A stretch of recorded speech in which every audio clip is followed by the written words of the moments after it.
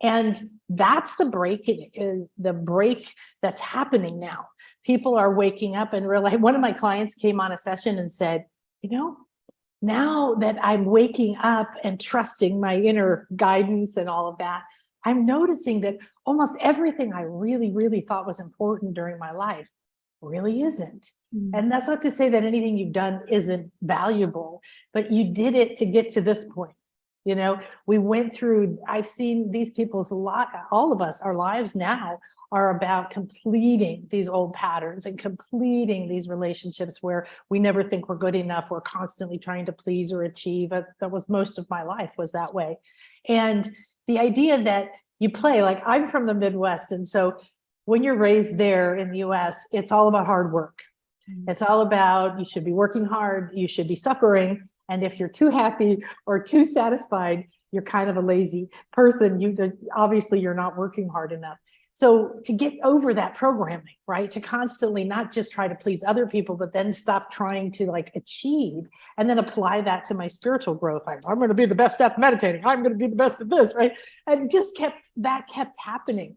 And I like to play. I like things to be fun. I was the one in my family, if there was stress, I was bouncing around, look at this, hey, trying to lighten the mood. And I've spent as much time as anyone constantly working on myself and helping clients in all different ways and helping people and teaching is, what's the block? What's the belief that's preventing you from speaking up, preventing you from asking for a raise at work, preventing you from believing you're good enough or whatever it is. And really what it's getting down to is in the olden days, 30 some years ago, we didn't have the internet. We didn't have books. We didn't have a lot of this stuff that you could find. And it really, compared to now, felt like we were stumbling around in the dark. We're like, new age, think positive. Does that really work? And I'm so glad we did it. But do you know how long it would take to actually, get a meditation practice to go, or people would have a profound healing, or you'd go to a shamanic experience, you'd have this profound experience, but then you'd go home and it would take time to slog through your dense life to sort of make a difference.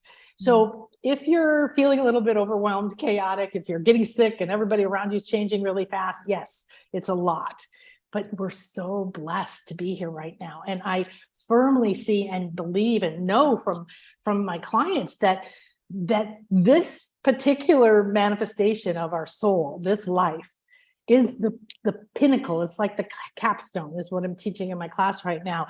And it's like you have the 4 dimensions, and then the 5th dimension is when you rise up and you see things from above, like you're looking at a map. You're in pure light. You remove yourself from that dense mentality of like, oh no, is this good enough? And you just transcend out of that, and you start to realize like all of my lives of my soul, all the different experiences that are carrying wounds, that carrying fears, that are still stuck, those all elected us to be here, to be that person, right? That goes through this fast change because this has never happened before. So now's an opportunity to say, oh, yay, another fear is coming up, right? Instead, yesterday in our class, one of the students came and she said, one thing that happens in this work is that you start to become aware of yourself. Like instead of just being 3 days later, you're like, oh, I've been in a funk, oh, I've been angry, oh, that person triggered me. You see right away, oh, look, there's that voice telling me, no, I shouldn't go to class. No, I shouldn't do my homework. No, I shouldn't do my meditation practice. I have to go do this for this person. I have to go for that. So she was noticing that come up in the last week a lot. But she was aware of it. And she was sitting at work. Class was starting because it's a Thursday. So she was at work. And she had made a commitment to herself. I'm going to class. I'm going to go to the closet, the broom closet. I'm going to go to class. And all the voices were inside. No, you shouldn't. Oh, you don't have to. Don't worry about it. And she's watching them. And then she noticed the reflection around her, people coming to her. Oh, you really need to do this. Don't take your break like you planned. And she said it was so hard. She finally just went, oh, and like almost threw herself out of the chair and ran down the hall and locked the door to the cupboard. And it was that hard. But that level of awareness is what we're all getting now. And so she said, but I thought I'd solved all those fears, right? I thought I'd dealt with that. So this is really important. If something comes back up, you just go, yay, I found more dirt in my house, right? I found more whatever I'm carrying around. Not, oh, I'm not good enough. Oh, I didn't do the right job. Oh, I haven't meditated long enough. Oh, I didn't, I need another teacher or whatever it is. That is very old. And the problem is that it's so ingrained that it's very hard for us to think differently. But if we start thinking differently, like, guess what? You're here and nobody else can feed back this information to the whole, to the Akasha, to the records, to God, to source, the way you're thinking, the way you're feeling. Yeah. Right. So if you don't be you in the moment and do it your way, then we're missing something. All of us, we don't have access to that. So what happens in the intuition awakening classes and the different things is that people are like, well, I'm not really as good as that person, because they see somebody else do a reading. And then they realize the person they think is amazing is thinking the same thing. I'm not good enough. And then it's like, oh, then we start talking about it. And then it becomes not your hidden shame, right? And then there's this idea of like, well, this is kind of fun not to be afraid that I'm going to suck, or that I'm afraid I'm making a mistake, and then just trusting what comes through and getting the feedback for it. So the idea that you will run into your wounds, you will run into your fears, you will find your blocks. We don't have to hunt them down anymore. Yeah. And the other big thing is, people saying, oh, if they come to a session or they come to class, why are you here? What motivated it? What changed? What's different? Why now that you want to change? And most people are like, I want clearer communication with my higher self or my body or my angels or whatever your current thing is. And we don't have to wait. I remember when I first got a book on how to talk to angels back in, a million years ago, and I would sit every day. And the process in the book was 6 months. You had to do this for 5 weeks, and then you had to do that for 5 weeks. It was too slow for me. I couldn't stand it, even back then.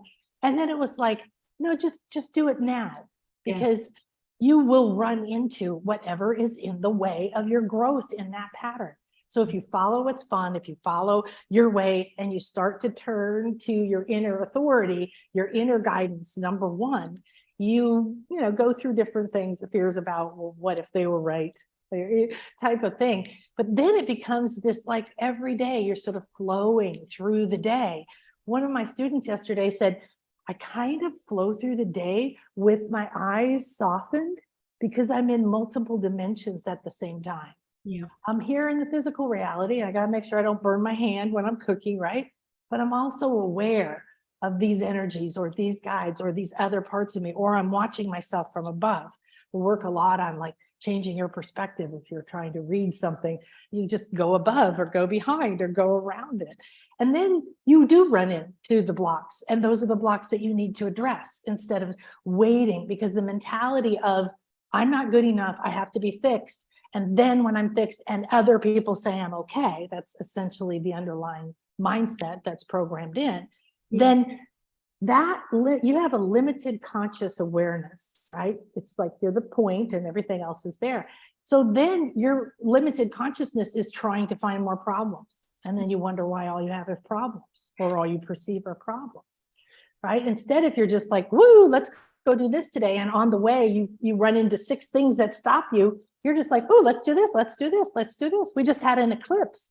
If you know anything about the cosmic energies as they shift and change, it's why I do my weekly show now, the Spiritual Weather Report, because I've been doing this for myself. And I thought everybody needs to have an idea every week of like, these are the energies. Then you can go, why am I feeling this? Oh, this is happening. Yeah. And I used up the energy. It was an epic eclipse for me. It hit my chart and la, la, la, la, right? And I didn't know beforehand, but in July, I decided to go visit my family, who I haven't seen in a few years. And right before I left, I was looking at my chart, and the eclipse is in the family house of family. And this is in the house of family, and that's in the house of family.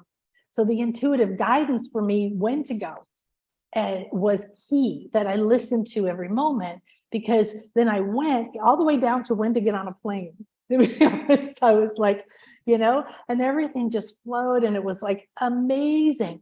And then I came home right before the eclipse, and I stayed home to integrate it all. So it was using the energy instead of sitting at home going, oh no, what's happening with that?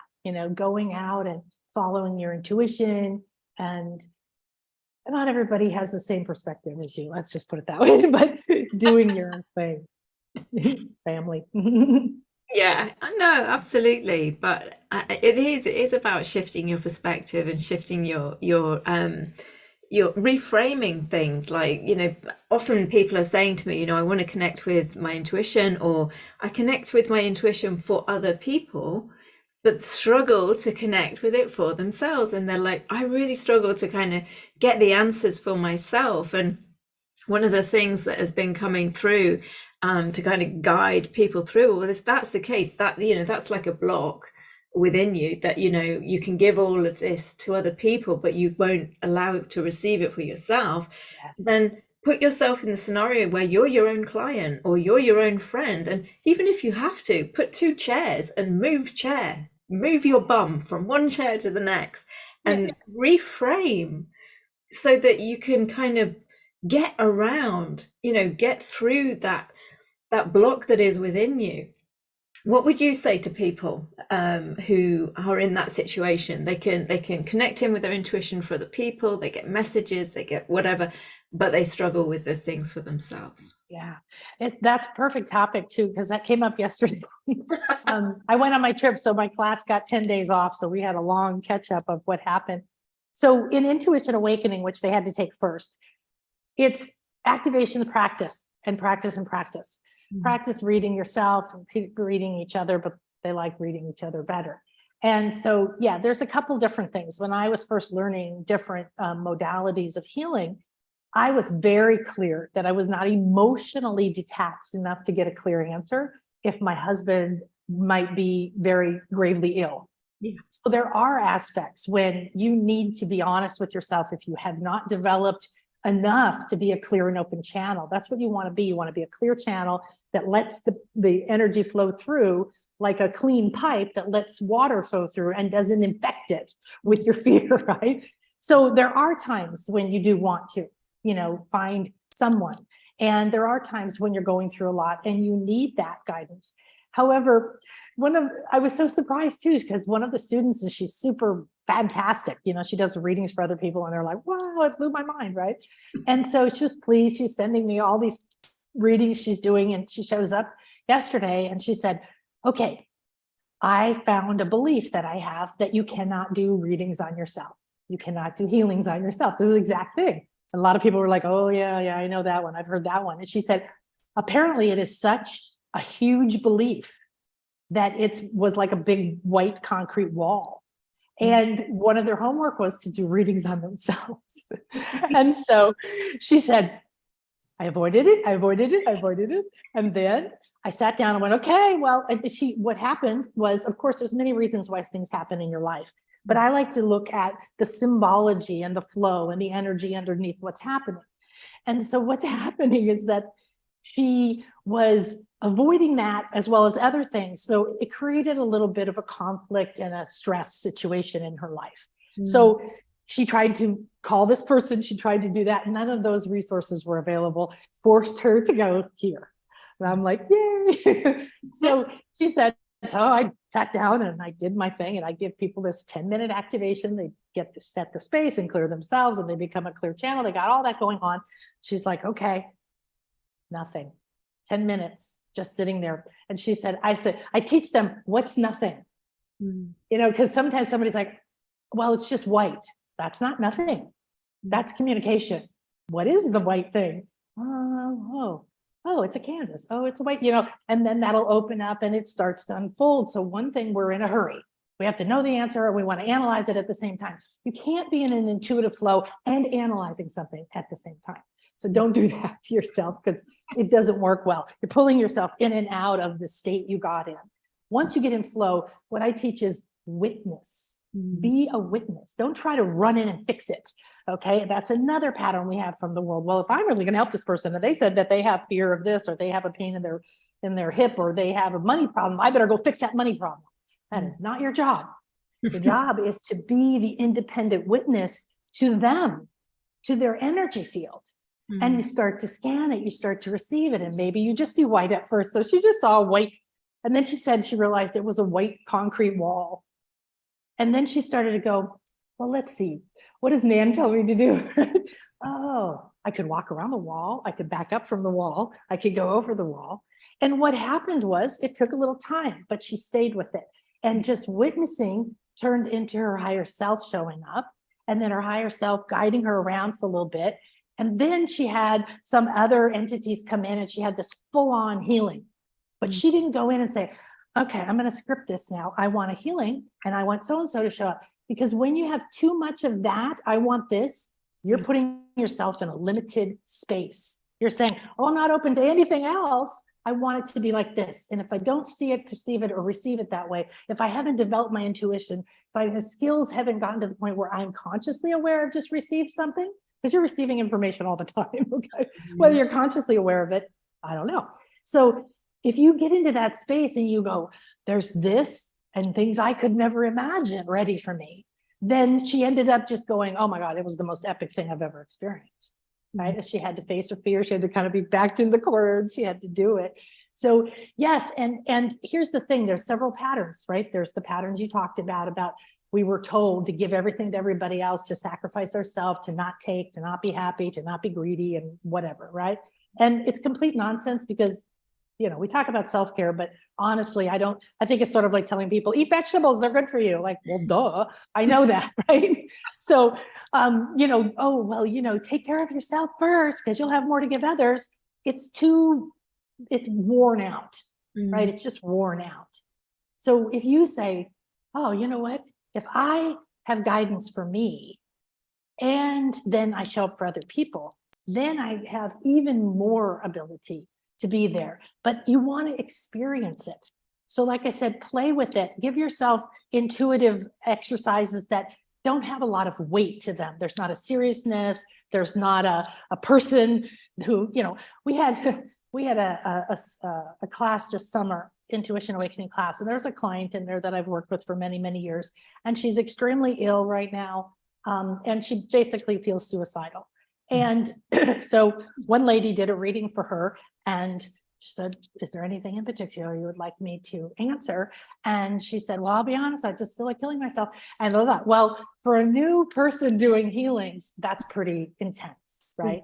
So she called me after, the lady who did the reading, and she said, I'm just, what do I do? What if she kills herself? What if she doesn't? Did I do the right thing? How do I know I'm the right person? So we had to back up. You can't ever be, unless you're shoving yourself down someone's throat. Don't be trying to fix people, tell people stuff if they don't ask you for it. Please, you're just asking for a whole lot of nonsense and stress. But if they come to you, right? You found each other out of all these people on the planet. It's a sacred space. Maybe your sacred space is to say hi and hold a peaceful space for 5 minutes and walk away. I don't know what your purpose is. But so to trust that you're connected for that reason, to trust that you spread your energy everywhere you go, right? So if you feel like, oh, I tried to do a reading. So one of the challenges right now in my class is 33 days of doing a self-reading. And it only has to be 25 minutes. To come up with 33 things they love about themselves. Yeah, right? Every day. So, but what's the purpose of this? Yes, you know, okay, I'm a hypnotherapist and I've studied all this stuff. So you create a new neural pathway in the brain, you create a new habit in your meridians, in your electrical system, and so on and so forth. Yes, you start to shift out of negative patterns in your beliefs, in your mental body and all of that. Yes, that's definitely it. But there's a bigger thing there, right? There's you hitting these frustrations, you seeing that resistance, like I was sharing with the client at the beginning, right? She's noticing how her procrastination has been programmed in. Now she's seeing it. It's not just running the show and she's not noticing it. So yeah, if you have to sit down every day for 30 days and figure out how you love yourself or something like that, you're going to be like, oh, I don't want to do it today. Well, why don't I want to do it today? And then I feel better when I do it. So there's so many layers of benefit that come from this kind of thing. And honestly, I think that, gosh, I have energy medicine schools. I have so many different things I've learned, I've taught, I have courses for, but really what's underneath all of it is our own intuitive nature, our natural multidimensional nature that is communicating. Many, many years ago, we were just talking today about how I've been online for 17 years and how different it was back then. And it was like, I did a course called Everything Has a Voice. And it was essentially everything's energy. It's all the same source energy. It's all vibrating. It all has communication. It all has a unique personality. And that's much more common to say now, right? We know that an herb or a crystal or something holds a particular quality, or you hold a particular quality. But people feel alone. People feel unworthy. People feel abandoned by source or by God or by their angels or their inner self. It's never true. Never. It's this inner programming, because it has to sort through the 80 bazillion things that are available for your consciousness to focus on. If your inner program says, I'm not good enough to find my soulmate, then you could walk past your soulmate and fall down and he could pick you up, or she, and whatever, and you won't ever see them because you're so focused on, right, what that is. So being in your day, every day, seeing your life as something fun, realizing that every footstep you step, you're leaving some kind of an energy imprint there. Is it something you want to leave, right? Everybody wants to help the world and everybody wants to help everyone else. But if we're dragging toxins around with us, right, and then we're leaving it, and we know every thought becomes a thing and stays in the Akasha forever and ever. So if you dance through your day and your family said, what's the matter with you? I mean, I've literally had, you're too happy, you're too trusting. That was when I was a kid. And then more, you're too happy. And who are you to think you can be happy when I'm not, or the world's miserable, you shouldn't be happy, or it's inappropriate that you're in a divorce and you're happy. So, you pick who you express around, how you express it, because you don't want to, you're not here to change everybody. The other thing that's really a big thing right now is it's similar to what shamans teach, is you go through initiations, you go through death and rebirth within a life. Yeah. And almost everybody on the planet has been through one or more, but most people are stuck and they haven't finished going through the next major death and rebirth. So because we're programmed to feel like everything is lost, right? Oh, I lost my job, or oh, I'm leaving the house I had for 50 years, or whatever it is, it's freedom. Yeah. It's freedom to disconnect from who you were. You had that experience. Believe me, it's still there. You want to go visit it? No problem. However, who are you here to become, and how is that going to be different in your day? And then who are you going to meet, and what are you going to notice, and what opportunities are going to fall in your lap? I had a client this summer who's quit her job last year, and it was a bit of a shocking experience because she never spoke up. She had awards. She'd been there like 18 years, it was all this like, I'm really highly revered, but she would never speak up. She would stand in the back. As she started speaking up, they didn't like it.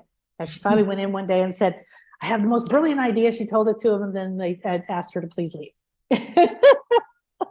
So it'd be very easy to paint yourself a victim. Yeah. Right. It'd be very easy to go, see, I spoke up and it went badly and I'm never doing that again, or they took this away from me. But she had come along in her own self-awareness enough to be able to say, I'm scared as shit, but I know this is for good. Yeah. And I don't know, 6-8 months later, she still hadn't found a job, and she got invited to go to some luncheon, like a business conference luncheon or something, just to take the place of her friend who couldn't go. And don't you know, she sat next to a lady who had a job for her that she'd never even heard of. Right. So. Yeah, no, absolutely. Absolutely. And yeah, I mean, obviously I've gone through many death and rebirth experiences in my life, and it is the rug is pulled out from underneath you, but it's like just allowing yourself to be open to what's on the other side of that. I really strongly know that everything happens for a reason, and everything happens for your greatest and highest good, even if it doesn't look or feel that way at the time in how it's showing up. But it's like, again, it's allowing that perspective to shift, allowing that reframing to go, well, that's interesting. Okay, what's on the other side of this? And yeah, I mean, I can attest to that. I stayed quiet in my relationship for 10 years. The minute I started speaking my truth was the minute it ended. I lost my home, I lost my relationship, I lost, everything, but I didn't. I gained my freedom. I gained a whole new set of experiences and opportunities, and I gained the ability to be my true authentic self. Because I'm in a space now. I have two puppies. They don't care what I say or what I do. Just I'm in a space now where I can be me, and it's wonderful. One of the things that I want to come back to is that you're saying, like, play with this in each moment every day. It's not something that you kind of have to see as work. And one of the things that I love to do, I mean, I live my life like this 24/7 pretty much, but one of the things that I loved to do when I was starting off was go for a conscious walk, which is like not having an agenda, because your ego will, even if you think it doesn't. It has to be a circular walk. We can't possibly go back the same way. To be productive. Yeah, exactly. It has to be, I did nothing productive today. That's not possible. But that would be what my family would say. You did nothing productive today. Yeah. But it's like, you just literally, wherever you come to a junction or wherever you come to a split or a fork or a few options, just drop into your heart and go, which way feels like the right way? And just then go for it. It doesn't matter. It doesn't matter how long the walk is. It doesn't matter where you end up. It doesn't matter whether you go and you come back exactly the same way. And it's the most amazing experience when you start to find that where that ego is kind of like creeping in, going, oh, you should go a bit further, or you should do a circular walk, not just go back the way you've come. It's really hilarious, and I love that, because being in that state of being able to laugh at yourself, yes, whilst that voice is coming up, is such a joyous, wonderful experience. So it's so empowering, because we've, at first we kind of, I think, thought of it as emotions, right? Like my emotions just take over. That's how I always felt, like just something happened and then, and I was just this little boat on the ocean getting buffeted about. And so it was one of the first things that I learned was, how do you master your emotions? How do you not let them just carry you off and tell you what this means and what to feel, and then go find the pattern in the brain and then say, this is what it means. Yeah, exactly. And now we know that we have states of consciousness. We have states of, if you know the scale of consciousness or the emotional scale, sometimes it's called, you can see, oh, I'm down here in guilt, feeling like a victim, and I'm trying to be up here in joy. No wonder I can't find the door to that. It's like being in a dark basement energetically, So yeah, I used to call it going for a date with your higher self. And I started doing it when my kids were little, because I was with babies all the time. And then my husband would come home and I would say, I had twins. Here you go. And I'd leave the house and I would go to the grocery store, and then I would go to Kmart, and then I would go to an all-night restaurant, and I would just do whatever I could. At first, it was more like, I just don't want to go home. I want human contact. But then it became more like, oh, I wonder what I feel like doing, and if I was called to do something, I'm like, why? Or drive this neighborhood. And then I went to London. I used to live in London, but I went back to London for some business, and some friends of mine came down from Manchester, and we walked out of our London hotel and we looked at each other and we were like, what do you want to do? And they're totally on board. I met them when I was in my first trip to Egypt. So we were totally in the right place together. And we're just like, okay. And so it's like an intuitive walk or a conscious walk. And we'd be like, this direction. And we would walk. And that direction we would walk. And we got to a tube station, an underground station. And we went in and we were, okay, we need to go to this underground station. And we got there and it was closed. And there was a little official man there telling people, go take that bus and go over there, how to reroute. And so instead of looking, because I wasn't with people who would be like, that was stupid. You took us here and we weren't supposed to be here. They were like, okay. And we just stood there. And we, each of us just felt into the space and watched people come and go. And all of a sudden, my one friend, Natasha, she beelines for the little guy in the official cap. Okay. And well, it turned out he was Egyptian. Okay. But he was like some kind of Middle Eastern. So he's like, and English though. And so, but she beelines up to him and she looks at him and she goes, who are you? Now, I don't know about you, but most Muggles would be like, and he turns and he's got all these people asking him questions. He turns, he looks at her, and then he switches. You could see him switch into a different mindset. And he goes, yes. And he says, just a minute. And we talked to him for 10 minutes about ancient Egypt. I was this person, you were that person. It was just like absolutely mind blowing. And then he said, you guys need to go to this place and that place. So off we walked. So it wasn't go there because the station was open. That's the problem with your goal and your ego and your conscious mind and your agenda is, well, this was worthwhile, wasn't worthwhile. Instead of the way I live now is there was some stuff that happened around the trip or during the trip. And I was like, I started getting in my head. And then I stood up and I went, wait a minute, I live in magic. This isn't my reality. I don't live it. I could be walking aside somebody and both having the same external 3D experience, but my experience is different because I know how to be at a higher state, even if the 3D is having the tornado or whatever, right? So it was like, oh, and as soon as the stress, right? The tension, I've got to make it happen. I got to work hard. It takes a long time. That's another thing. It doesn't take a long time and you don't have to work hard. And that's another pattern that we're breaking, right? And then I just like relaxed and went, no, wait a minute, I flow. And the next day was better than what I could have scripted. So it's a lot of fun to do it. And it's a perfect way, okay, maybe you don't have the day off. Maybe you have an hour off, or maybe you take your kids to school and you have a few hours on the way home. So instead of like, I'm going to get this and this and this and this done, right? You could be like, now I can hear people going, you don't understand my agenda, right? I've got kids and I have to do this and I have a job and blah, blah, blah, blah. Okay, I'm not disrespecting that. Okay, I have clients with elderly parents to take care of and little kids and everything in between. I completely understand the 3D world has requirements, but it is not our priority and it is not the most important thing. And it is, you've been here a long time, you know how to function in this reality. You can trust it. You can be like, okay, that'll get done, or ask that it gets done, because it's so much easier when you connect to your sacred feminine, when you balance those two energies within you, when you respect and develop your intuition as much as you respect and develop your schedule and your planning and, your action oriented stuff.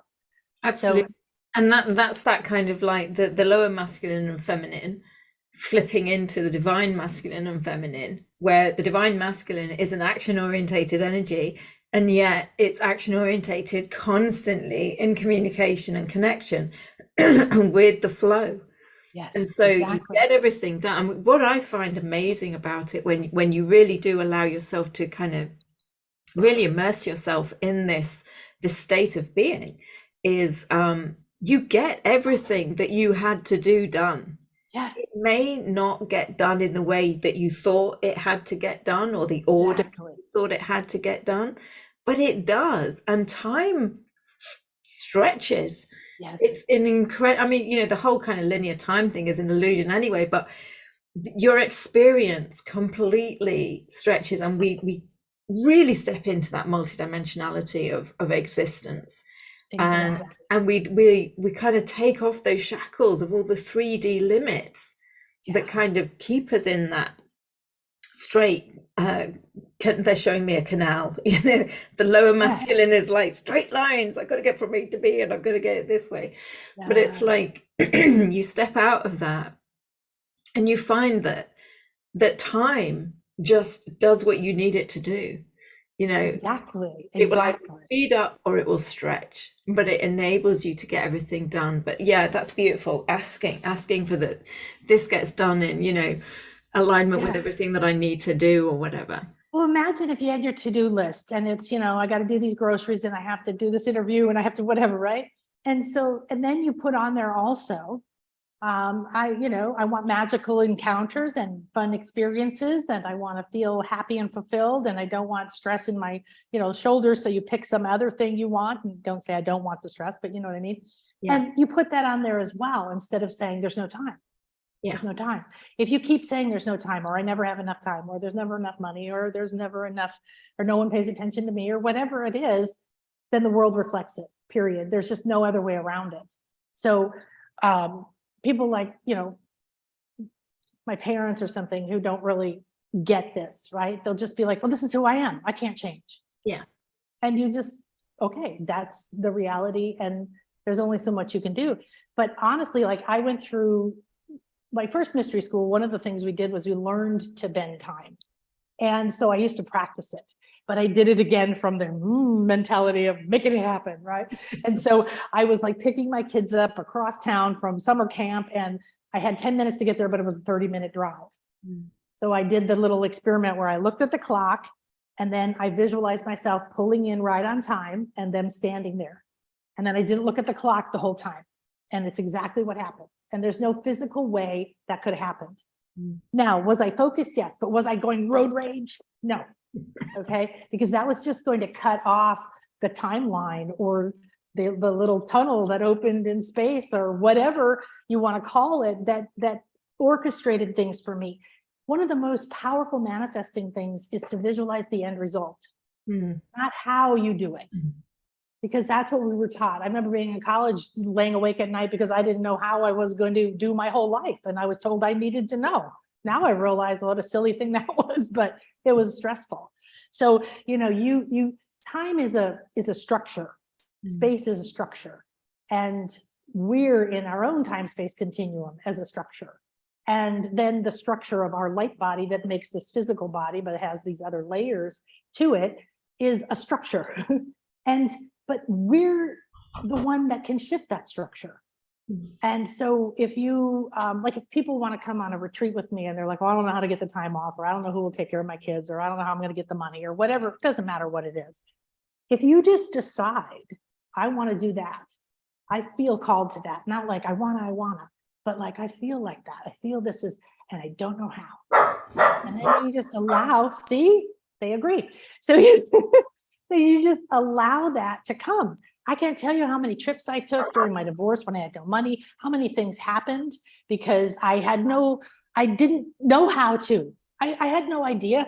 I don't have the money in my bank account. I don't know who has the money. If I'm going to try to figure it out with my limited little conscious mind, there's no way it's going to happen. But when I just went, that's what it was. And then I would tell people who wanted to come, just visualize yourself in the plane on the way home after it's over. Right. So whatever you want to do, see yourself going to sleep tonight after your day. If you have a stressful thing, or if you just have a day that you could be free. How do you feel when you're going to sleep? Is there a smile on your face? You go, oh, that was really fun. The other thing too, is you don't always know what happened or why it happened. And that's okay too. You don't need to know.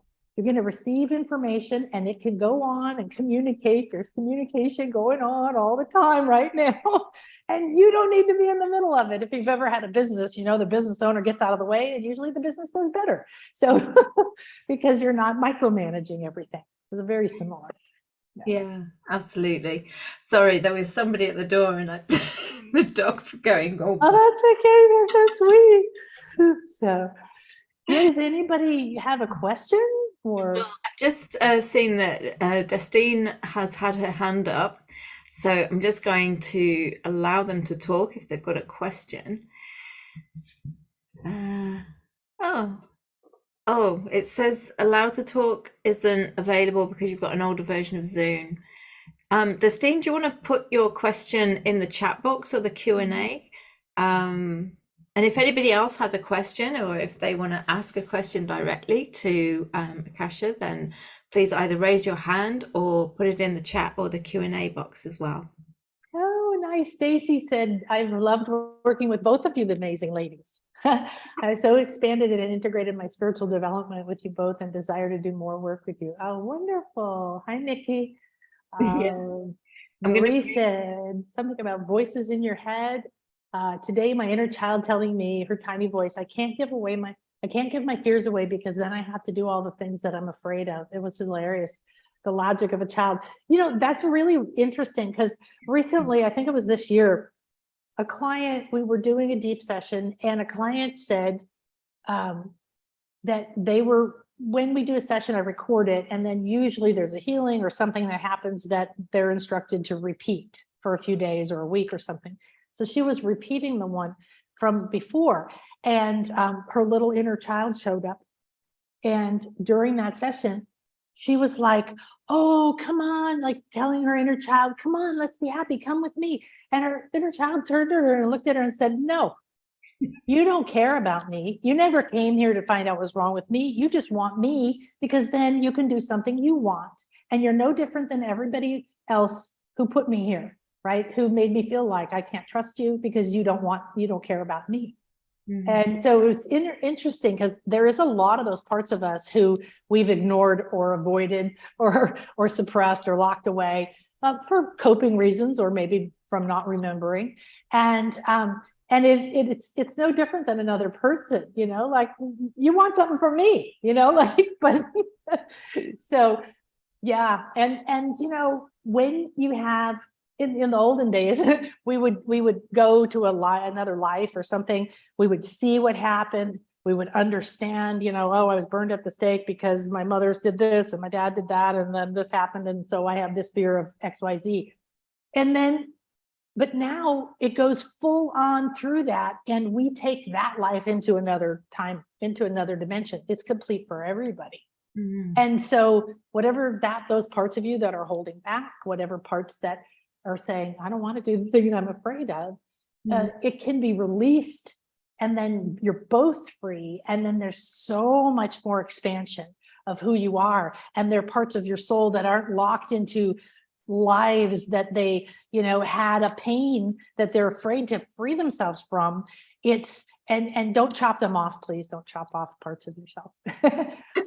It's you go in and you say, hey, you know, let's get back together. And then you find the freedom for that timeline and the freedom for your timeline and the caring that you have for yourself. You can pretend, like you said in the beginning, maybe it's somebody else, and you don't have to be like, I can't do that for myself. So there's a few questions. Destina's actually written her question. She was wondering if you can see what's going on with her to help her feel calm and at peace. It's on her right side specifically. Lots of fear and overwhelm, and wondering why. okay. She senses something acting out and creating discord, not of me.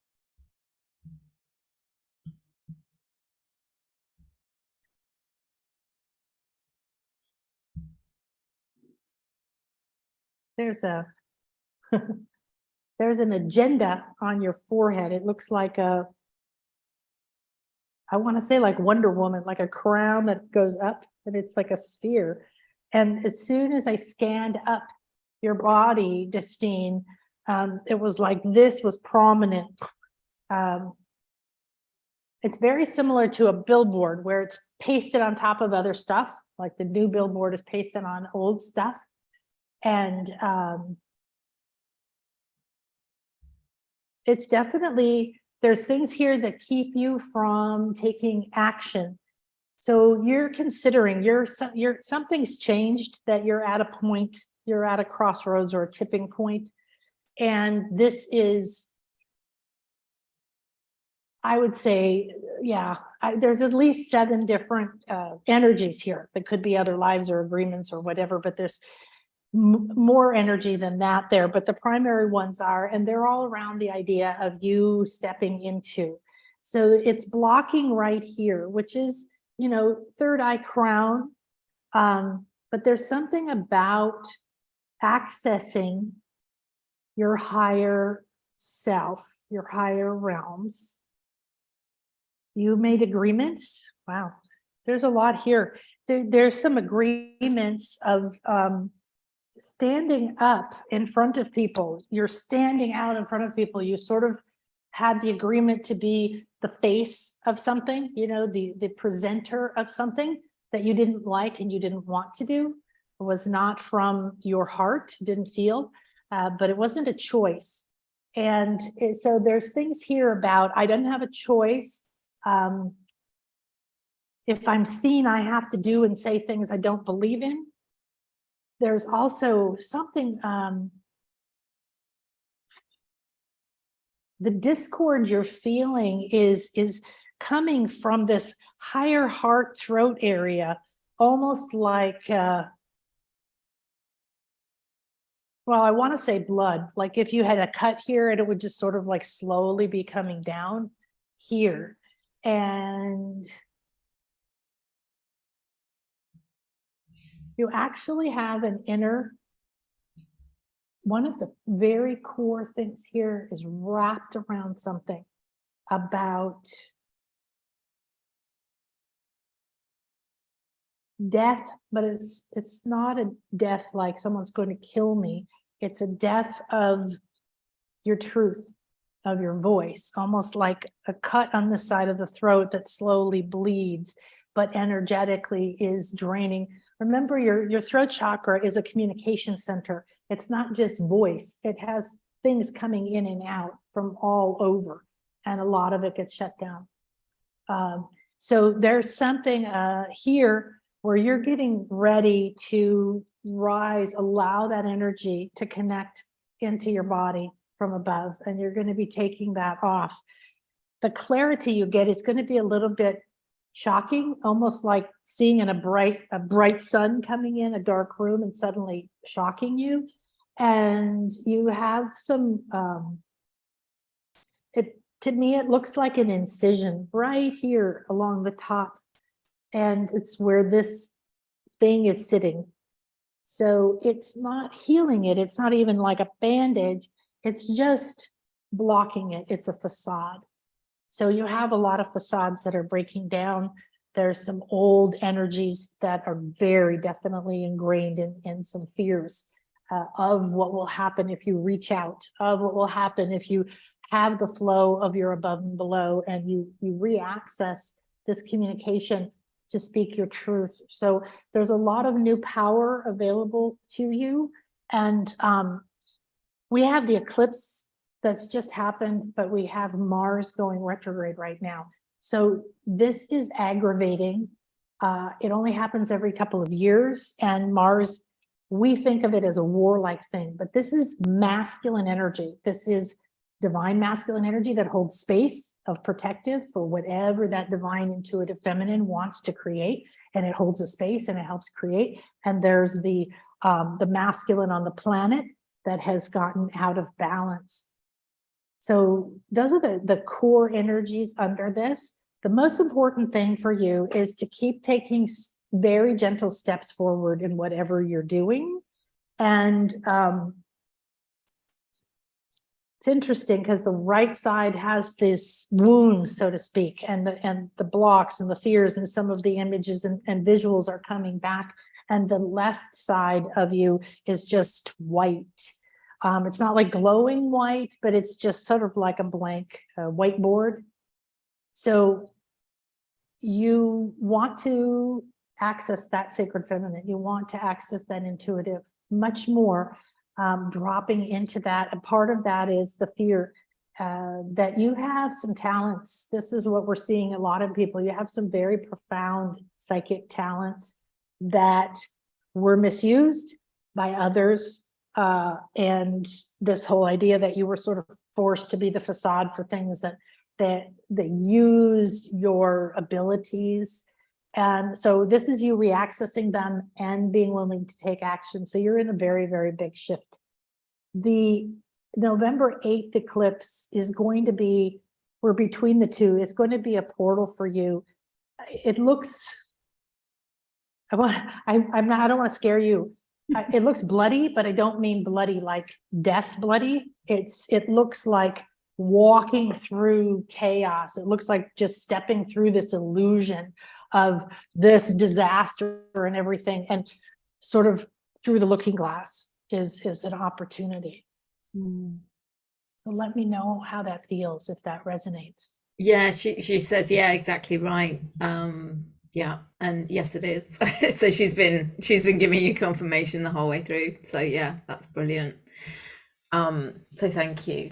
Yeah, we see that a lot. People are waking up and then you're hitting these things. So it's perfectly common, perfectly normal. You're not common. Not everybody has the same problem, but this is the kind of transformation we were talking about, where you're doing this, but you're on the right path. Yeah.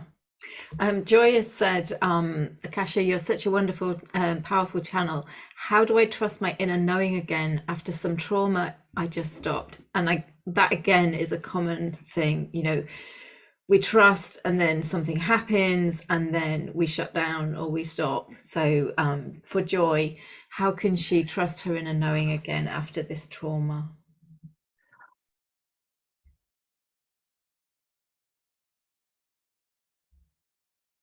So trauma feels very real. but it is a label that we give things. So one of the biggest powers you have is the ability to give something meaning. You and I could be in the same room, we could have the same experience, and I could think it means one thing bad, and you could think it means something good. That's where your power lies. So first of all, you didn't do it wrong, you didn't get betrayed, you didn't screw it up, you didn't analyze it in the wrong way. You're in the middle of a shift, and this is what you're doing. Right? You're stepping out, you're dipping your toe, and you're coming back. That's okay. You have to get your orientation of where you are. Don't get concerned. See how often you are paying attention to the trauma feeling, the trauma response. It's an identity. You're identifying with it. You're carrying it as an identity. And it's almost like a little cape, maybe like a little shell that you're wearing. It's not something that's tied anymore, but it's laying over you. And you know, like anybody, there's some childhood energy here as well, where you're like trust, and then bam, you know, you're surprised by something as when it comes back. So this is what happens when you get intuitive guidance. If you trying to see, I'm seeing like these wires that come out and then they get tangled and then they separate. And then some of them are frayed and some are plugged in and some don't have any, they're just laying there like they're not in a plug. So you're reconnecting, and some of the old, see, we don't just want to get communication, we want to unravel or rewire, right? Some of these patterns, these paths, these responses to our intuition. So the first thing is to bring an electrician in, call in some cosmic guide, just ask for what is optimal for your highest good at this time. Don't use the word good and stuff like that. It's too subjective. Just say what's optimal for my highest good at this time and accept it the same way that you would call somebody in to fix a wire in your house. You know, this light doesn't go on anymore. And I'm hearing for 3 days, sit with that and let that energy come to do the repairs, to do the upgrade, to take out the old wires. All right. While you're just receiving, just sit with it, because you have a lot of other channels. We have 360 senses. My sense is more, but that we haven't even begun to realize that we have access to. So the same way that if your electricity was out over here and they might come and do a bypass over here, so you have electricity in the kitchen, but not the rest of the house. I want you to have that idea. It isn't about your trauma. It isn't about who or what happened or whether you did the right thing or trusted somebody. It's not about any of that. So the story that you're in over here, like a cloud, is like with your head in a cloud. So instead, just treat it like a simple thing, like, oh, okay, that wiring doesn't work anymore. It doesn't. There's more energy, higher frequencies on this planet that have almost ever been here. We're almost reaching the point when Atlantis or Lemuria, where some of these advanced civilizations during their enlightened time had reached a level of consciousness. That imprint is still here. And then we went, ooh, and now we're coming back. So it's time for you to have an upgrade. Whatever was coming through you or to you was a step in the right direction with the wrong wiring, with a car that didn't have its fine tuning, or its tune up. All right. Separate from the emotion around it. Pay attention to any part of you that is saying, you know, I'm afraid, or it's me, or I did it wrong, or any of that. Just like you would with a little kid. Say, oh, you know what? We'll come back to that. Let's leave the toys on the balcony. Let's go in and have some snacks, you know, or something like that. Try that for 3 days. See if you can just witness. Do whatever you do, breathe, do your breath work, do your meditation work. Just ask to activate your light body at optimal speed for me at this time. Just do that and then sit quietly and just say, oh, okay, this is no different. I've put in the order through my intuitive network, through my higher self that knows what's best for me. I don't have to be the one figuring it out. And they're sending a team over. And then let them in and notice anything. When I say see or listen, I don't care if you see images or not, if you hear words or not. It's very difficult to describe intuitive, the way people perceive it. Because people say, oh, I saw this, but I didn't see a picture. I saw, but I knew I saw it. That's fine. But that's what I want you to do, because you have a lot of very well defined intuitive. I'm seeing them coming up out of your crown like this, like in many directions, like many different channels. Those came with you. Those are already there, but you haven't used them. You haven't had in this life a conscious connection. So you're switching networks. You're switching your internet to high-speed internet. And that's all you need to worry about right now. That's all you should think about. Peace, watching, and letting the support come, letting the experts do what they're there. You're not here alone. You don't need to do it all yourself. Okay. Excellent. I'm going to allow Bobby to talk. Bobby's had their hand up. So let's see if Bobby, can you unmute yourself? Hi, how are you? Good morning. Hi. Good morning from Washington State. Okay, so my question is, you really perked my interest when you were talking about how you have some of your students do the 30-day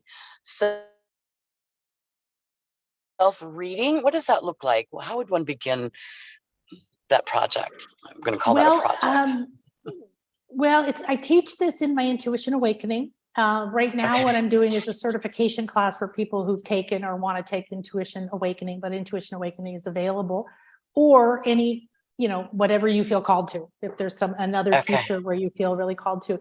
However, the main thing is that you want to sit, do, like I said, do whatever. I have a specific process that I've developed over years that I know creates clear connection, clear space, and we don't have to worry. A lot of people have had fearful experiences, so they're worried that bad energies are going to come in or things like that. And so create that sacred space for you, whatever that is, chanting or listening to music, or do your candle or your breathing. But what we do is we do our activation and we come into sacred space. We create, we have I call it a temple, a light structure that we rise into, and our goal is to get to the 5th dimension. And you can hold that, all of you can hold that intent. You may not get there, it doesn't matter, okay? The intent is that in the 5th dimension, it's pure light and you can see everything. And so it's very similar to the first 4 dimensions being like the base of a pyramid. If you see yourself sitting in that, might be a good way to do it. And then you allow your consciousness to rise up to that point above you, the capstone. That is you, or a perspective that's out of the 3rd dimension. But you don't have to do that. Just saying, that's one of the things that we do. Then what happens is you're going to call on your higher self, your body elemental, your I am presence, and Gaia. Those to me are your intuitive network. Then you can just say, my guides and my highest good, whatever's optimal. And your intention is that you want to scan yourself. I call it a scan because energetically, when you're standing here witnessing, like if I'm doing a scan for Louise, I would be internally looking at her, scanning her field. And then the easiest thing to do is just start below the feet. Your energy field goes out a mile, and just sort of scan anything you notice. Just if you feel foot, you just feel the word foot, or you see a big heavy block right here. Just start describing it. Now, if you're alone and you can record it, it's very powerful, because if you can turn on the recording and then you can just say, I see a big block on my hip. It looks black, it's got square edges, or I see this behind my shoulders or whatever. If you don't see anything, that's okay too. So you're just being a witness. You're not trying to fix anything or analyze anything. And just stay give yourself at least 10 minutes to be in that space. So we do about 10 minutes to prepare ourselves in space. And then for their homework to do this, I'm only requiring 10 minutes. If they want to do longer, they can. And then about 5 minutes to come back in and take notes. Now, if you can record it, then, or if you have somebody that you trust to stand there and write down what you say, then it's very powerful because you can be fully present in the process. The most important thing is your focus is inward and you're watching. Like you're waiting for a pin to drop. You don't know where that information is going to come from, what it's going to look like. And this is how you start to open your senses, because you're receiving light language, you're receiving all kinds of information, but it's not a language that you usually talk in.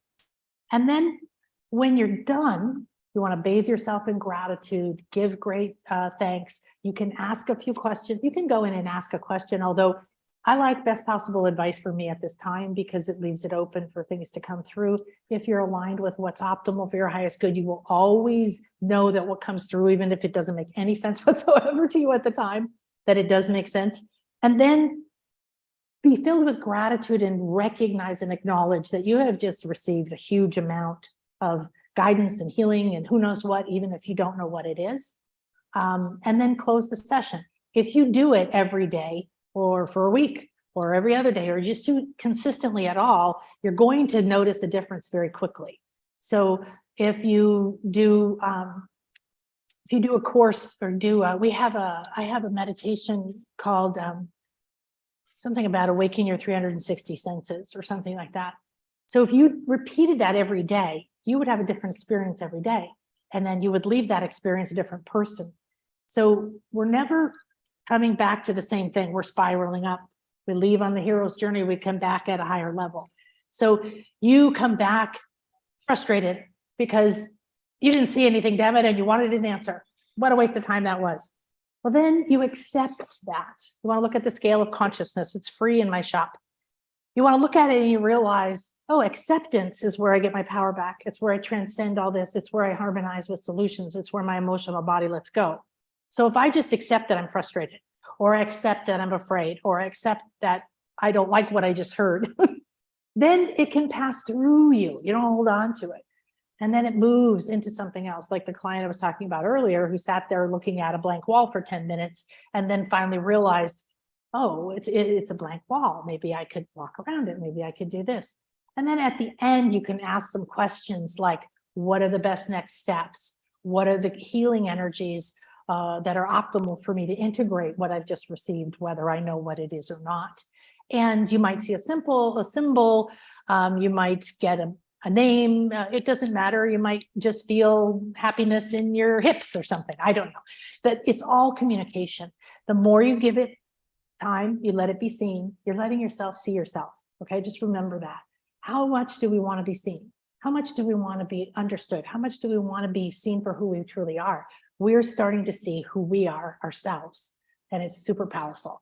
So go with the ups and downs. One day it's going to feel epic, and then don't go chasing that epic experience either. I know Louise probably has done that. I know I spent much of my life going, I want to have that epic experience I had in the King's Chamber when we had 200 people meditating. You know, you can't have that every day. So, but you can be distracted by craving it.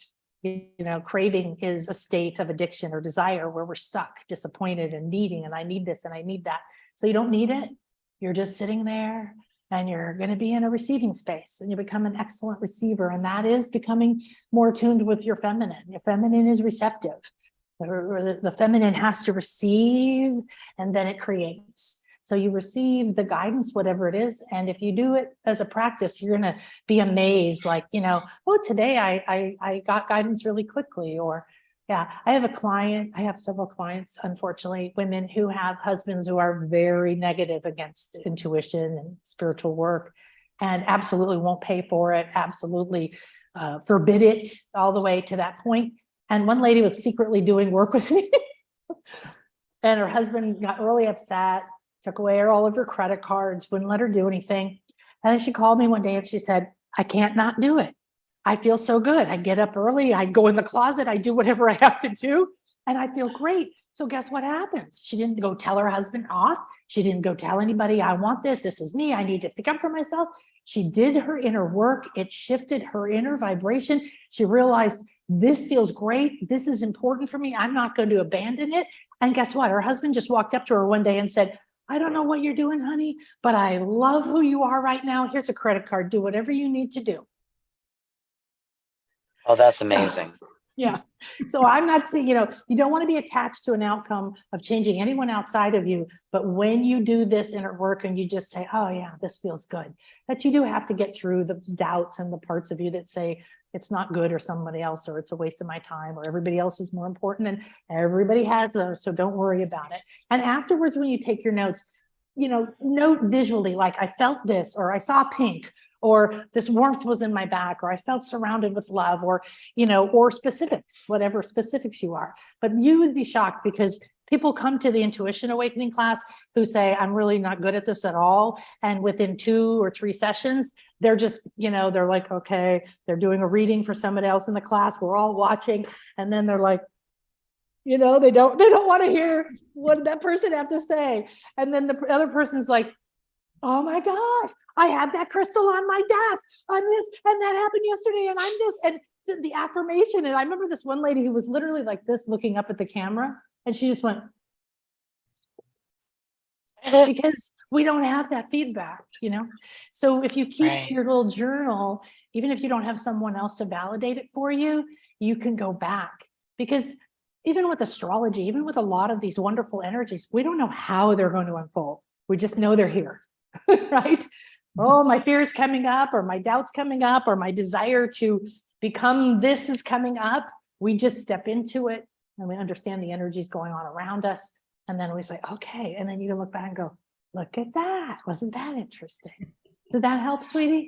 Thank you so very, very much. That it was probably one of the clearest explanations I've ever heard. Oh, that good. was amazing. Plus, it is a pleasure to meet you. I do get an email from you almost every day, and I did not know who you were, but I do now, and I will be signing up for one of your classes. Thank you so very, very much. Oh, absolutely. And thank you, Louise. Thank you. Thanks for coming on. Wonderful. Okay, I'm just aware of the time. Excuse me. I know that there's lots and lots of people who are asking questions and things. Stacey's saying the Intuition Awakening class is amazing. Joy, who you did the reading for just a few minutes ago, said, yes, I hear you. Stop the story. Thank you for my heart and soul. This is liberating, and I'll do all that you said. I'm switching from Soul Sisters. Bless you. There's a lot of people saying about physical ailments, physical sensitivities. One person is noticing an increase in mucus, as am I. And basically asking, is there any way to tell what's going on in the body that wants to release this much mucus? And the other question was, are the pains and sensitivities just physical problems, or do they have an energetic connection? My personal response is everything is energy. Everything has an energetic connection. Nothing's just anything. We're not just anything. Yeah.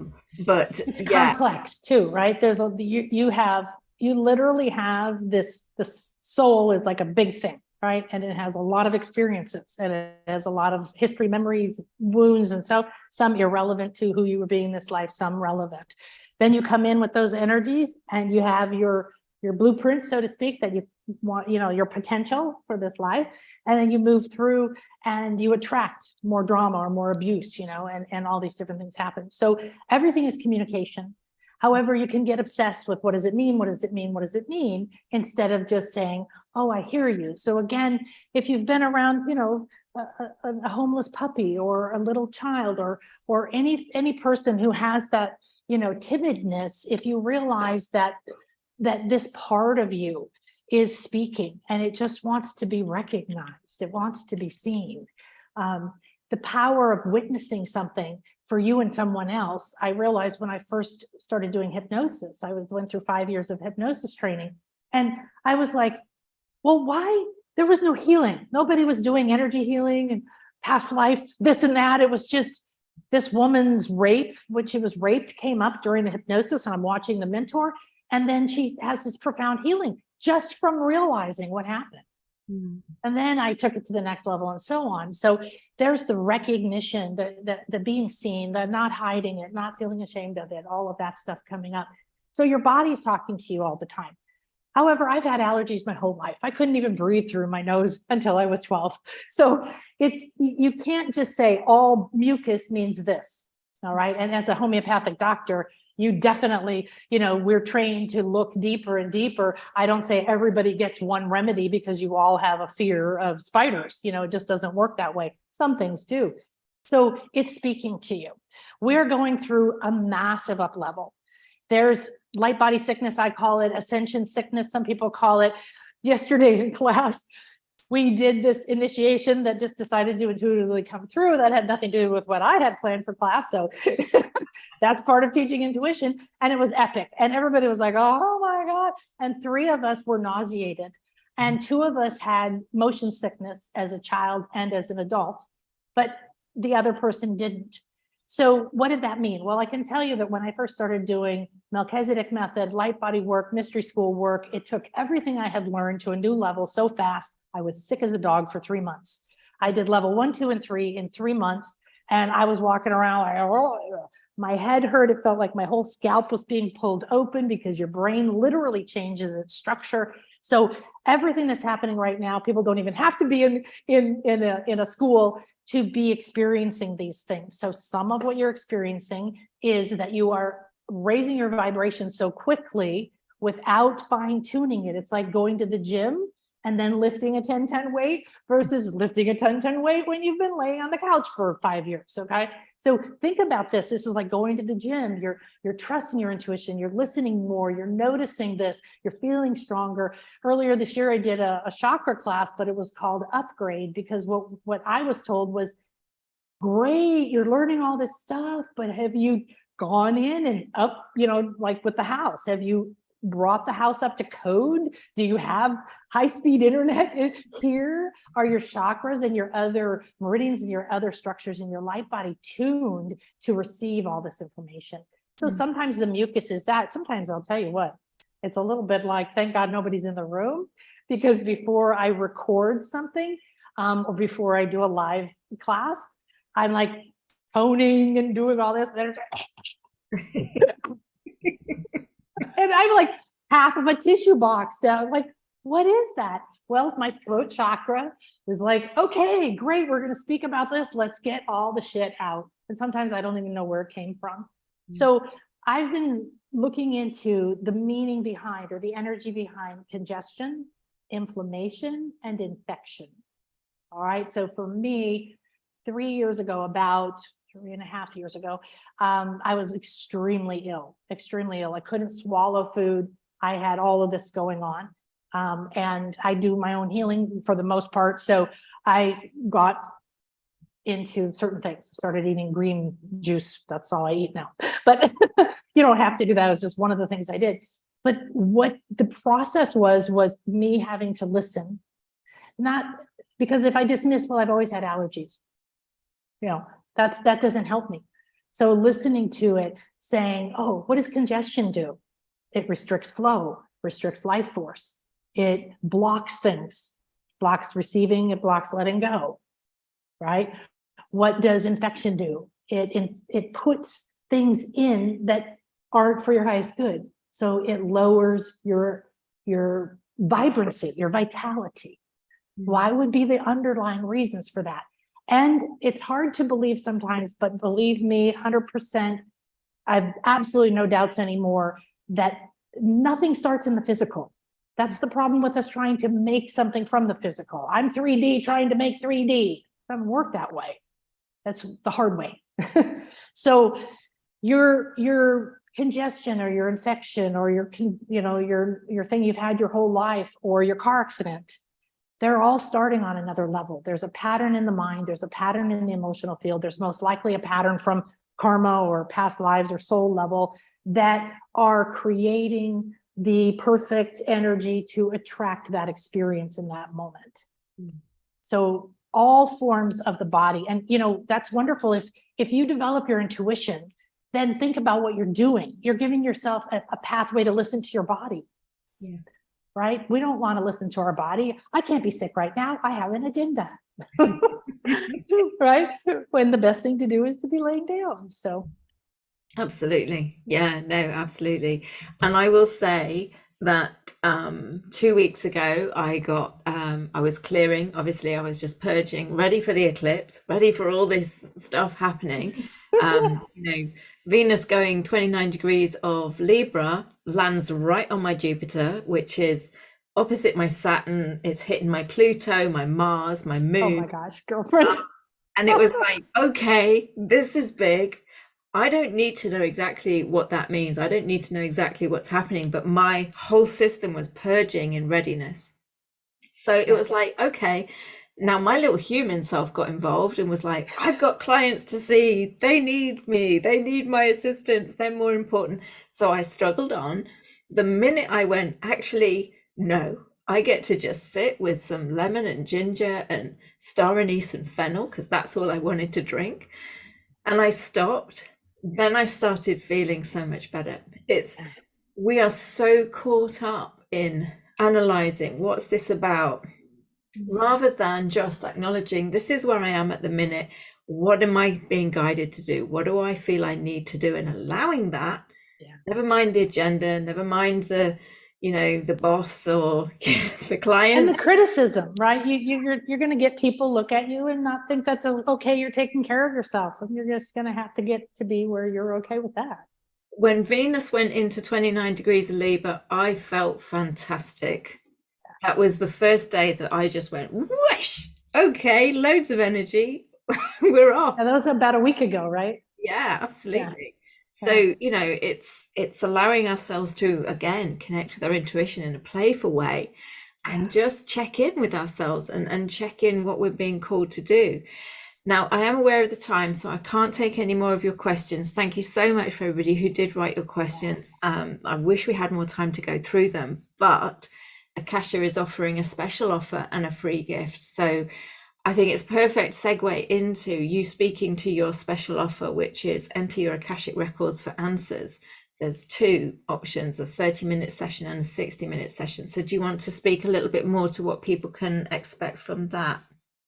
Yes. So, what's funny is my spiritual name is Akasha, and I was traveling the world with spiritual groups for years, and I didn't know what it was. And people were telling me, you have a spiritual name, and I'm like, yeah, I know, but I'm totally blocked because part of me thought that was being kind of vain or something, And then when I finally got it was when I separated from my husband, came through, and then I started to use it, but I really never talked about the Akashic records in that way, because to me, it just is. It's not something separate. The Akash is everything. It's dark matter, I guess, as the science would say now. It's everything between everything, and it's imprints.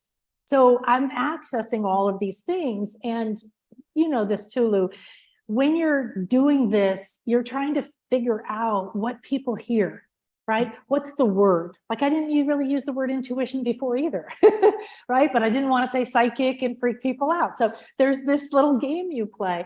And so it's so interesting because this year the Akashic records kept coming. And I'm like, well, I already go into the Akashic records and I do soul readings and I do this and that. Well, in the intuition class this summer, we did one of the classes it's all about practice, but then something channels through something new. So we did this sacred geometrical thing where we entered the Akashic records and it just exploded. People were just like, wow. And that's when people started saying, can you do a certification? So that's what we're in the middle of now. So the session is 30 or 60 minutes. It's recorded. It's online like this.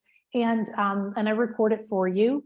And you can come with any question, or you don't have to have a question. And I do the same thing. I create the sacred space and I connect to what's for your highest good. And then we go see who shows up, what comes through. The thing about it is this is the session I'm teaching my students to do.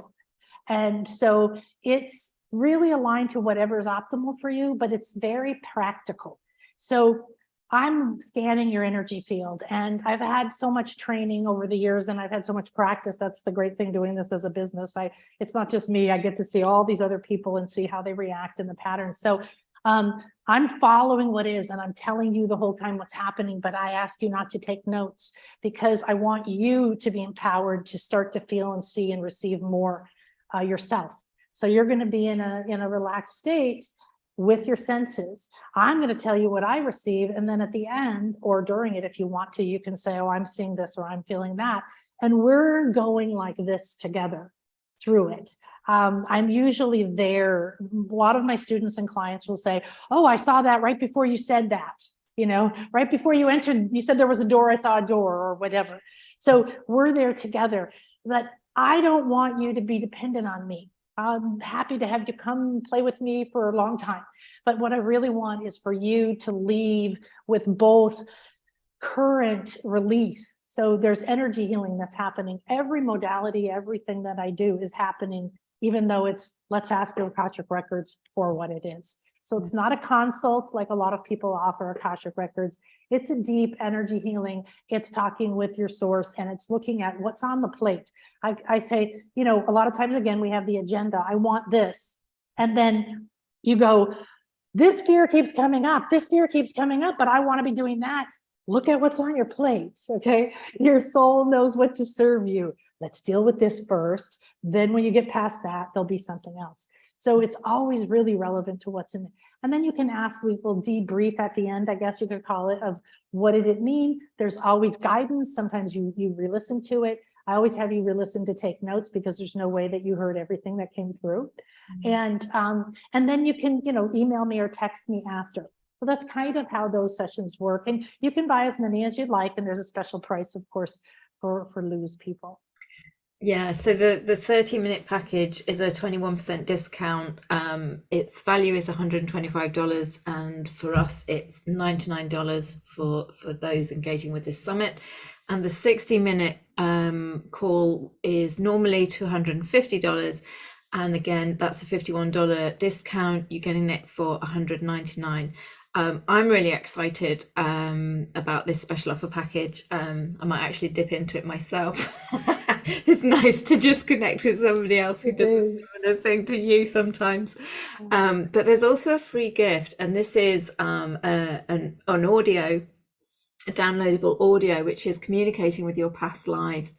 And it's a powerful guided process to enable you to communicate with other parts of your soul and find your fears, your contracts, your blocks, and wisdom and powers. And then, you know, profound healing happens when you start to act like the multidimensional being that you are. So I would highly recommend that you access that. I know somebody has emailed me to say that they were struggling to get access to it, but I have followed the process. It's a purchase from the shop online. So you add it to the cart, then you go through the process of checkout. Doesn't cost anything, it's at zero. But eventually you get to the point where you get the downloadable audio. So just follow through the process. If you're struggling, look up in the top right hand corner because you'll see a little cart symbol and there'll be something in there. So just click on that and you'll go through to the checkout process. But highly recommend that. So please, again, all of the free gifts and the special offers are on the free gifts page. They're also under the tab under Akasha's picture on the upcoming calls and the replay page on the website mundanetomagicalliving.com. Along the top column, you'll find the links to the upcoming calls page, the replay page, and the free gifts page as well. So it's in a number of different places. It's also attached to the emails that go out. So there's many different ways that you can access them, but I would highly recommend checking that out and connecting in. And hopefully you had a flavor of how Akasha kind of connects in with people's energies. I'm afraid we didn't get to as many as I'd hoped, but I'm aware of how long it takes to upload these videos when we're done. Yeah. It's like an age. So we're coming to the end of the call. Akasha, is there anything else that you want to kind of end on? Anything that you want to share with people before we sign off? Yeah, I think I like, you know, the idea of play, bringing that play into your life. If there's the opportunity to feel playful in your day, then certainly see if you can integrate it. But don't hesitate to do it if you're in a more serious situation. I don't mean like go into a serious conference meeting with a lawyer and start, you know, dancing around or something, you know.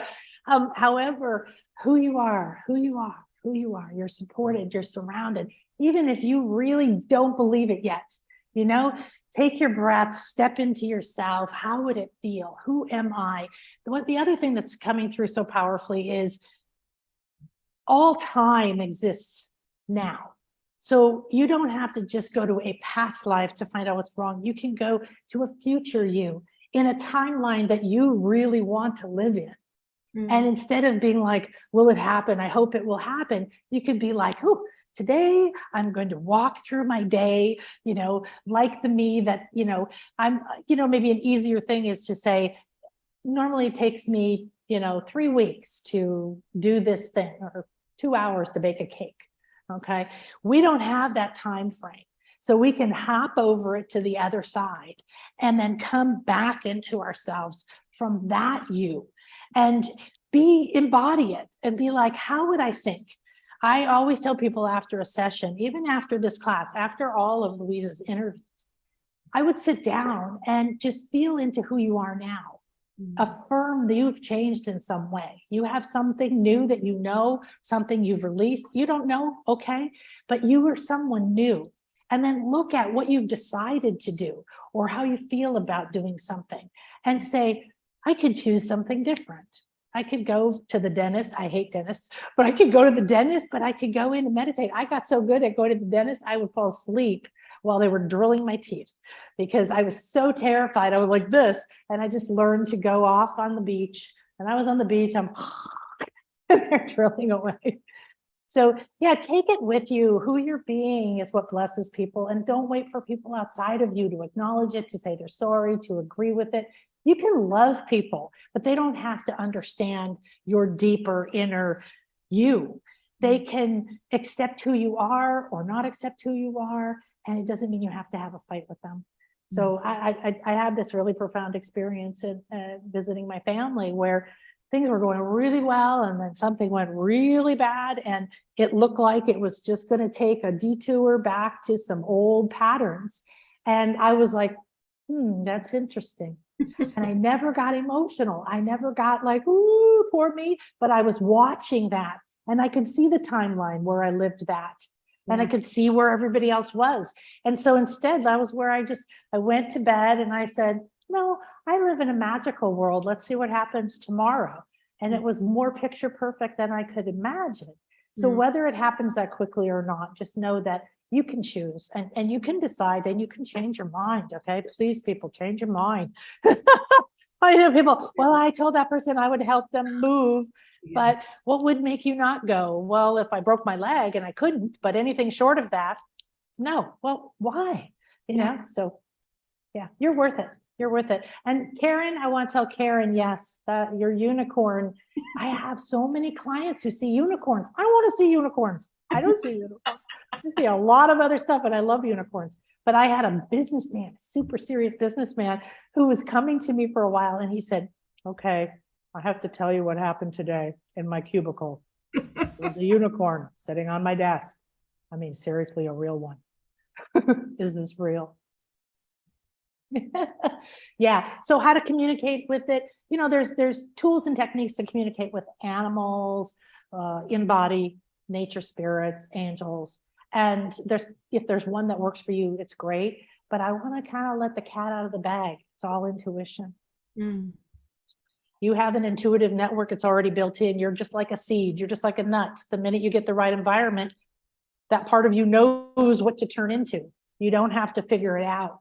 So the more your intuitive senses awaken, you pay attention to them, you practice with them, and you start to trust them, the more everything, communicating with unicorns or whatever, will be a lot of fun and add to your life. And be careful who you tell. You don't have to tell everybody. Yeah. Right? You know, we used to think, I have to tell the truth. I have to tell everybody what I'm experiencing. And, you know, just get through that new rebirth. And you'll feel like you don't feel like you have to tell anybody anything. You don't have to convince them how great this is or tell them this will heal you when they don't want what you have to heal them. And you can just be very happy. And then the people this is so cute. 3 or 4 of my students are already getting paid for sessions, and we're only halfway through the certification class. And one was like, is it okay that I go, yes. Do you know how in the past, how hard it was for me to get my students to charge money? And one lady said, well, you know, I've been holding back and playing small. And I thought I just put out on Facebook, and she got 4 people who signed up immediately. And she's like, I don't understand, but they don't know. And then I didn't know how to tell them what I do. And we haven't gotten to that point where I'm telling them how to explain what they do, right? So I said, this is the perfect feedback for you. They're going to come to you because of who you are. They're not going to come to you. Yes, maybe. Oh, I have this doctorate. Okay. That might be one of the reasons they come to you. They come to you. Everything comes to you because of who you are. Who you are. And you're friggin' magnificent. That is a perfect place to end on. You are friggin' magnificent. Absolutely. And it is time for us to stand in our magnificence and to really allow ourselves to connect with that light and to shine, shine, shine, shine. Even if you're just shining in your own self and in your own life, it's impacting everywhere that you go. So, you know, we are literally the walking permission slips for everybody else. Oh, I love it. Yes. Wow. So what a beautiful place to end on. And I am going to have to end it now. I know I could talk to you all night. I have to leave my rental. I just noticed they're texting me. Are you leaving now? I rented a place for 2 hours to do this. So This interview. Oh, thank you so much, Akasha, for joining us again. It's an absolute joy, an absolute pleasure. I really love your energy, and you bring that magnificence. So it's just pervasive. It's infectious. So let everybody just allow yourselves to absorb that, because it's you. You're absorbing an aspect of your own self. Thank you so much, everybody, for joining us live. Thank you to people who are joining us on the live stream. I managed to live stream. That's wonderful. I will get the replay out as soon as I can. Bear with me on that, because you know, it's all to do with the internet. And tomorrow we have another live call. We have the wonderful Catherine Rosenbaum. So I'm really looking forward to that too. I'm super excited to have Catherine back on the show. She's a wonderful guest as well. So looking forward to sharing space with you all again. I'm holding space for the whole summit. So allow yourself to expand and upgrade in whatever way is right for you at this time, because I'm holding the space for you to be able to do that. And so much love to you from my heart to yours. Have a wonderful rest of your day, whatever time zone you're in.